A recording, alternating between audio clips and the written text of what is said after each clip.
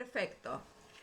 Bueno, primero y principal, agradecerles a todos los que están presentes por sumarse a este taller o a esta ponencia, que como le dije a Mónica en estos días, la verdad que lo tomé con mucho entusiasmo, con mucha alegría poder trabajar con este tema bueno, que me apasiona.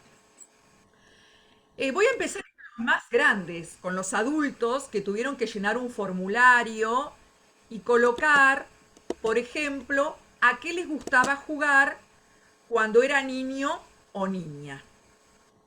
Entonces hice como un panel de todo lo que habían anotado, ¿no es cierto? Algunos juegos los conozco y los tenemos acá, el matador, la orquesta, el quemado, la naturaleza. Bueno, si ustedes ven ahí se van a sentir identificados. La escondida y las muñecas ganaron por sobre todo el resto. Me dio mucha risa que estaba el juego de los chinchulines, de las campesinas, así que buenísimo todos los juegos novedosos que pudieron colocar en esta. Por otro lado, tenían que también escribir qué recordaban de cuando eran niños. Y entonces me sentí muy identificada porque había muchos libros que yo conozco, ¿sí? No conocía el chanchito sí, el chanchito no, pero los de Elige tu propia aventura, El Principito, todos los de los hermanos Grimm, los de la colección Villiquen, cuentos de Andersen, bueno, Corazón, que lo amé. Entonces yo me puse a pensar, ¿no es cierto?, en que cada uno, cuando tuvo que escribir sobre ese cuento que leyó, sobre ese juego que jugó, seguramente tuvo que meterse un ratito en la infancia y pensar. Y también, seguramente, asociaron a ese juego y a ese libro con algún vínculo, con una abuela, con un abuelo, con un amigo, con un primo, con la mamá, con el papá, porque les leía un cuento, porque jugaron a eso. La idea de este taller es que esos vínculos que a ustedes les dejaron huellas y que para este formulario tuvieron que pensar, bueno, que este taller les proporcione las herramientas necesarias para que ustedes también puedan dejar huellas en sus hijos. Bueno, acá les voy a empezar con una pregunta que seguramente ustedes van a decir, ¿qué tendrá que ver esto de los vínculos y los juegos con las pérdidas de los niños, las niñas o los adolescentes que llegan a la situación de adoptabilidad? Yo quiero que pensemos un ratito en que siempre la adopción se piensa como un lugar de ganancia, donde los niños, los adolescentes, llegan a una familia y obviamente obtienen, tienen, ganan familia, mamá, papá, abuelos, tíos, vecinos. Pero nunca nos ponemos a pensar si esos niños o adolescentes pierden algo o a alguien en este proceso de adopción. Entonces, les cuento que estos niños, ya sean de la edad que sean, acá tenemos imágenes de adolescentes, de bebés, de niños de 2 o 3 años, de niños de 5 o 6 años, estos niños tienen pérdidas.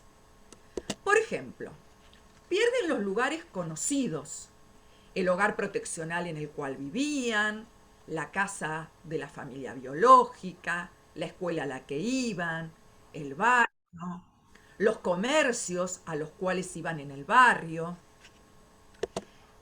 También si tuvieron relación con alguna mascota, ya sea en la familia de abrigo. Yo les cuento un caso, a mí me gusta poner ejemplos, de que un niño comienza una vinculación con una familia adoptiva y él vivía en una familia de abrigo y tenía su mascota, su perro, y lo primero que le pregunta a los guardadores es si puede llevar esa mascota, si lo aceptan con esa mascota. Bien, Pierden también la relación con cuidadores, ya sean los preceptores, la cocinera del hogar, la psicopedagoga que estaba en el hogar. Bien, pierden esas personas que son referentes mientras ellos están institucionalizados. Pierden la relación, obviamente, con sus padres biológicos o sus padres de origen. Me gusta más llamar padres de origen. Para la próxima vez voy a cambiar la diapositiva, voy a poner padres de origen. Pierden a veces la relación con sus hermanos y otros familiares biológicos, pueden ser abuelos, tíos, primos. Pueden seguir esa relación con sus hermanos biológicos o familiares siempre y cuando sean relaciones saludables.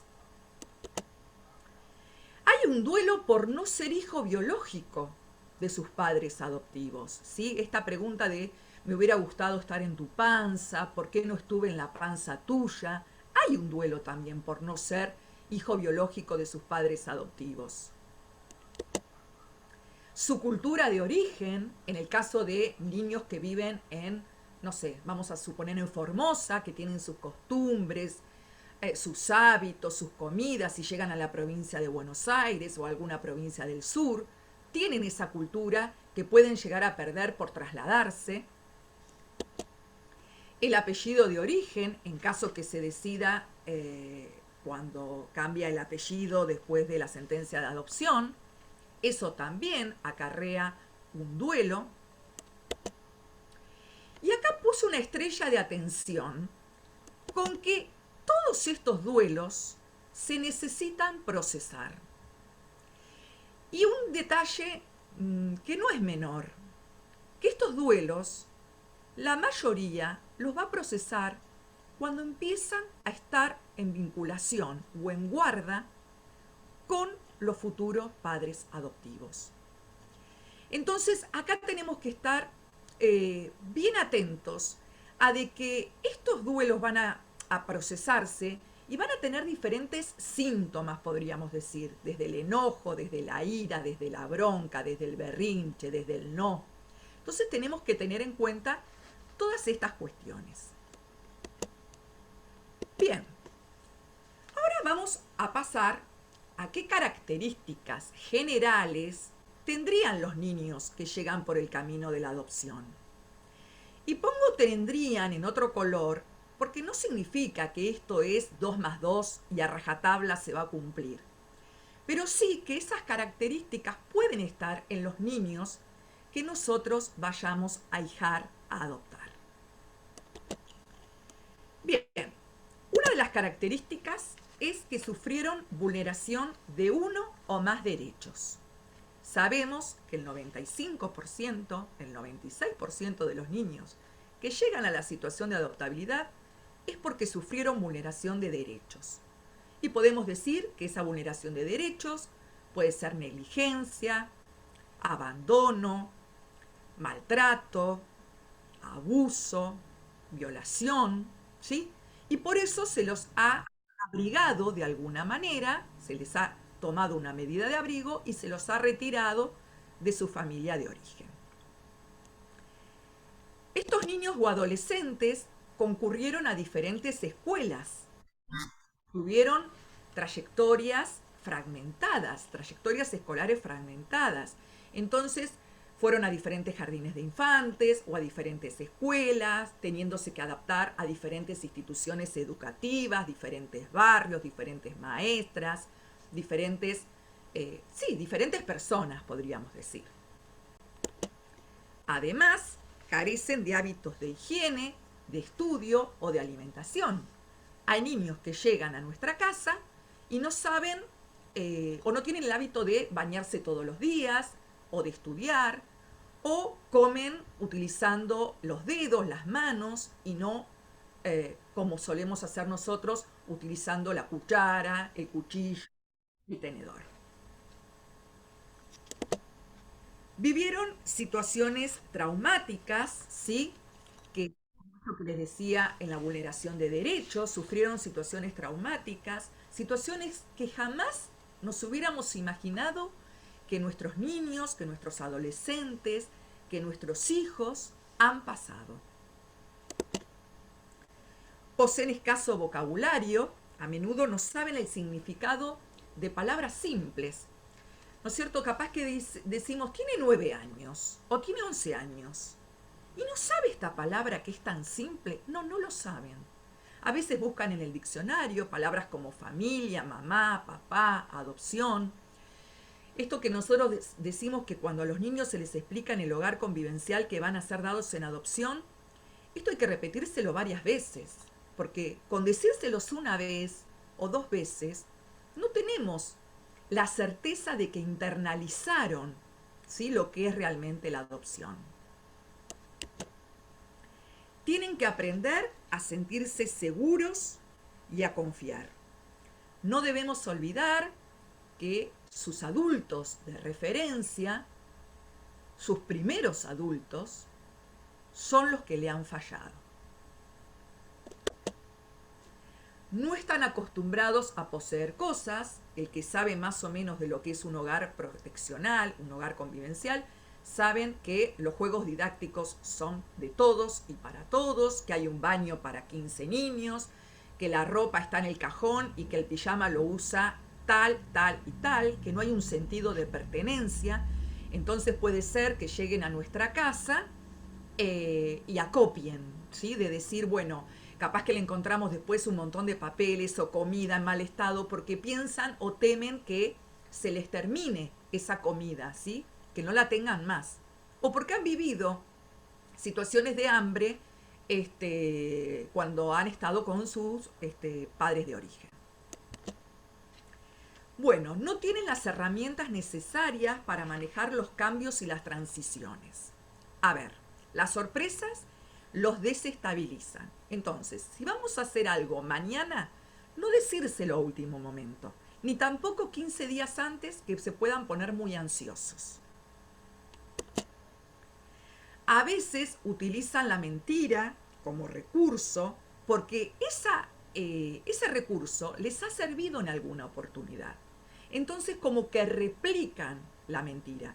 Nosotros lo que podríamos hacer es decirles, bueno, mirá, ya estás en casa, acá te entendemos, te acompañamos, no es necesario mentir, la verdad, con la verdad vamos siempre, ¿sí? Tratar de desalojar esa mentira. Bueno, quieren mantener el control de todas las situaciones, traen consigo falta de estimulación, falta de alimentación y falta de atención. En muchos casos han estado internados, por decir de alguna manera, por desnutrición infantil. Bueno, tienen miedos o regresiones, entonces muchas veces duermen con la luz prendida, o se hacen pis, o se hacen caca, hablan como bebés, necesitan estar a UPA. Bueno, eso no es patológico, obviamente que hay que consultarlo con un terapeuta, pero muchas veces no han vivido situaciones donde han podido estar a UPA, sentirse con el apego necesario, manifestarse como bebé, con esa necesidad de ser ahijado, de ser contenido. Entonces por eso aparecen miedos o regresiones. Son observadores y ansiosos. Bueno, se frustran rápidamente, ¿sí? El fracaso, la frustración es algo que no pueden tolerar.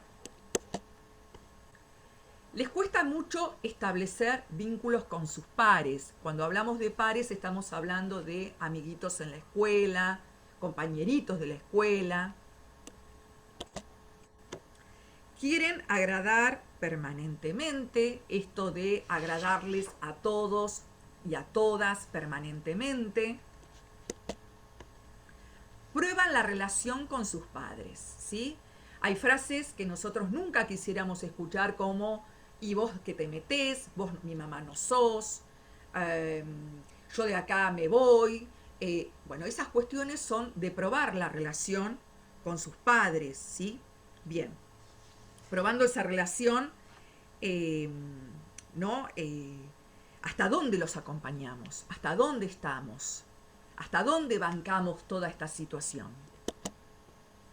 Cambian repentinamente de humor, a veces los están perfectamente y decimos, ¿qué pasó? Bueno, como dice Charo Blanco, una terapeuta española, a veces conectan con algo del pasado que ni ellos mismos saben y eso les provoca un cambio repentino de humor.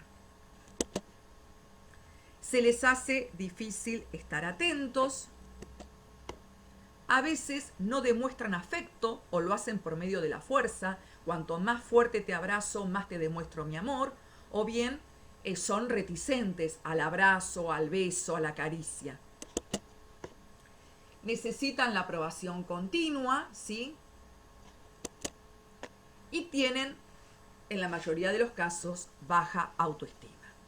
Bueno, con esta presentación les quiero decir que el niño, la niña o adolescente va a llegar a nuestra casa con los duelos que les comenté al principio, con miedos, con ansiedades, con memoria, con gustos, con sueños, con una historia previa, con incertidumbres.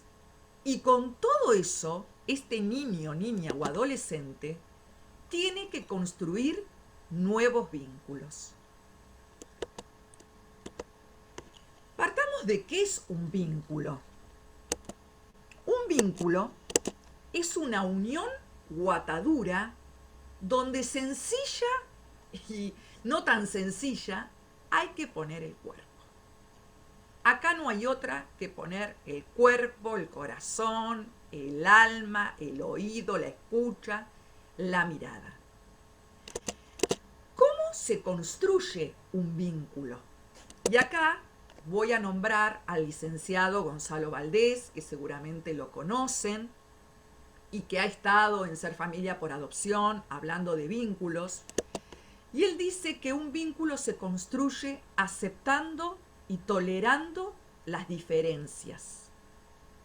Tarea ardua y difícil. A través de momentos de encuentro y de desencuentro. Todo no va a ser color de rosa.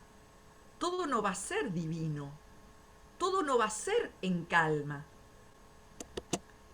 Generando almohadones afectivos, que nosotros vamos a ser los que vamos a ir generando y acompañando para formar esos almohadones afectivos. Sabiendo que es un proceso paulatino. Primero nos conocemos con nuestros hijos, después entablamos una relación y después se produce el vínculo. Y acá Gonzalo Valdés ha dicho que la construcción de un vínculo tarda hasta 3 años. Y yo les hago esta no pregunta, pero no este comentario. Cuando uno se conoce con su pareja, no lo ama desde el primer momento. Cuando se conoce con un amigo, no lo quiere desde el primer momento. Primero se conoce, entabla la relación y después se construye el vínculo. Bueno, con nuestros hijos es lo mismo. No es el primer día que lo vamos a ver en el juzgado, lo abrazo, le doy un beso y ya lo amé. Y ya él me amó. Porque no, hay que construir. Esto que estoy diciendo ahora, teniendo en cuenta que no está dado a priori el vínculo, que no se da porque sí, que no se da rápidamente. Y el vínculo supone crisis. Las crisis hay que afrontarlas, hay que atravesarlas y no hay que evitarlas. Bueno, ¿quiénes serían esos nuevos vínculos que va a tener este niño, niña o adolescente? Y acá tenemos, se va a vincular con adultos guardadores, que posiblemente sean sus futuros papás, con nuevos profesionales de la salud, con adultos y niños de instituciones educativas, artísticas y deportivas, con personas miembros de la familia ampliada, con las nuevas mascotas, en el caso que las haya, y con los vecinos del barrio.